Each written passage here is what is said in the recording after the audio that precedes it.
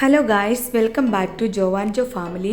ഇന്ന് നമ്മൾ സിമ്പിളായിട്ടൊരു കൊഞ്ച് റോസ്റ്റ് എങ്ങനെയാണ് ഉണ്ടാക്കുന്നതെന്ന് നോക്കാം.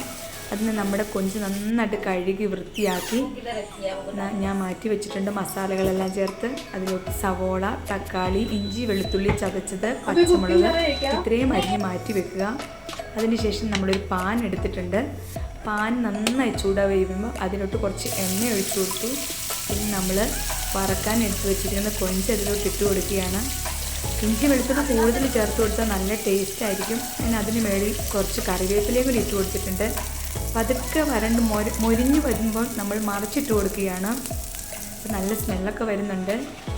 ഇത് മൊരിഞ്ഞത് നമ്മളൊരു പാത്രത്തിലോട്ട് മാറ്റി വെക്കുകയാണ്.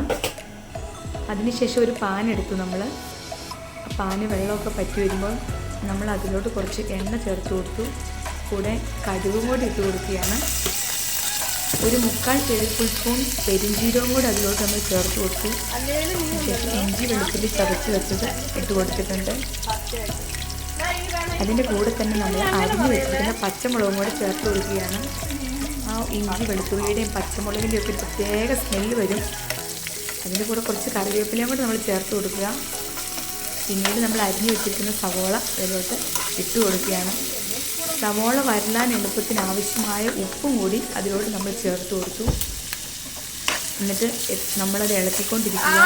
സവോള എത്ര മൊരിഞ്ഞു വരാവോ അത്രയും മൊരിഞ്ഞു വന്നാൽ നല്ലത്. അതിനുശേഷം നമ്മൾ തക്കാളിക്കയും കൂടി ഇട്ട് കൊടുത്ത് നന്നായിട്ട് ഇളക്കുക.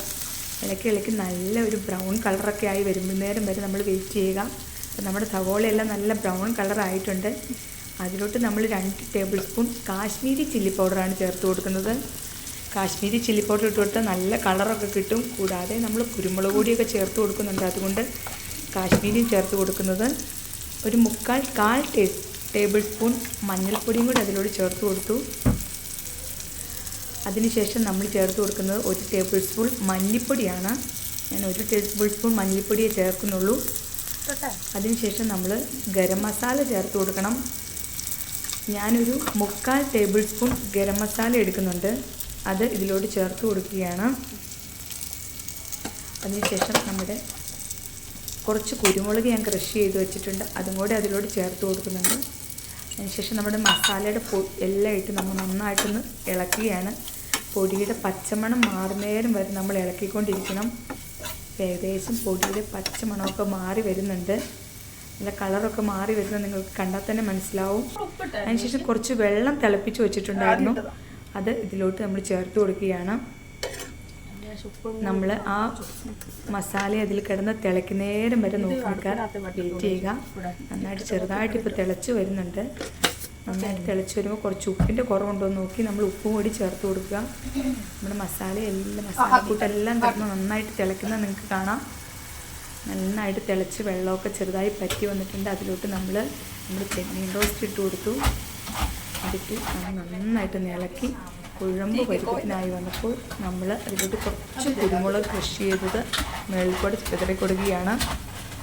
അതിനുശേഷം നമ്മൾ കുറച്ച് കറിവേപ്പില എന്തും നമ്മൾ മേളിക്കോട്ട് ഇട്ടാൽ നമുക്കൊരു പ്രത്യേക സ്വാദ് തന്നെയായിരിക്കും. അതും കൂടെ ചേർത്ത് കൊടുക്കുകയാണ്. അതിനുശേഷം അതും കൂടി ഇട്ട് നമ്മൾ ജസ്റ്റ് ഇളക്കിയ ശേഷം ഒരു പാത്രത്തിലോട്ട് മാറ്റുകയാണ്. ഇത്രയേ ഉള്ളൂ നമ്മൾ സിമ്പിളായിട്ടുണ്ടാക്കുന്ന കൊഞ്ച് റോസ്റ്റ്.